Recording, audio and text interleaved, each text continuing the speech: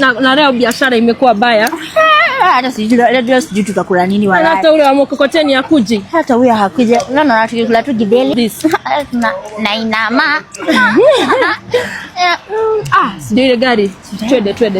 Sasa tembea vizuri wewe. Hello customer.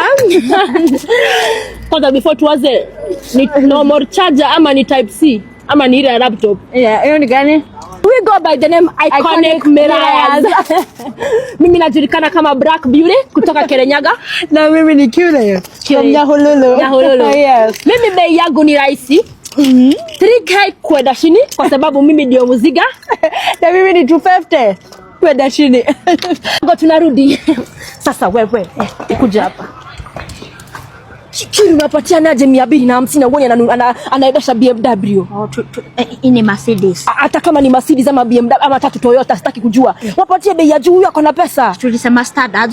Sasa tuko na value. We are women with values. We are women with standards. Unanisikia?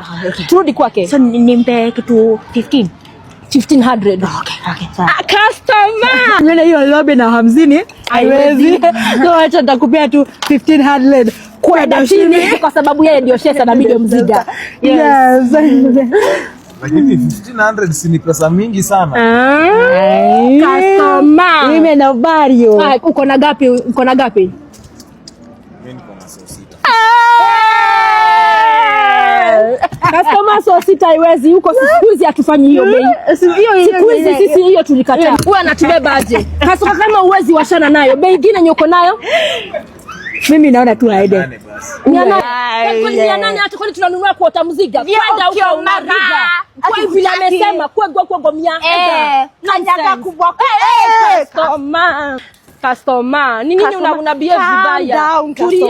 Tulia customer. Uko na gapi? Tutaingia. Kuja. Kama utakaa bere ama nikae bere. Wacha nikae nyuma. Wacha nikae bere. Ni hiyo 800 tutachukua, nitampatia 150 yake nibaki na ingine. Ate 150. Fada gari. Ate 150. Customer sufugue gari. Leo nataka kuonesha kitu mzuri, sawa? Haya, mko ready? Yeah. Haya, 3 Yeah. 2 Yes.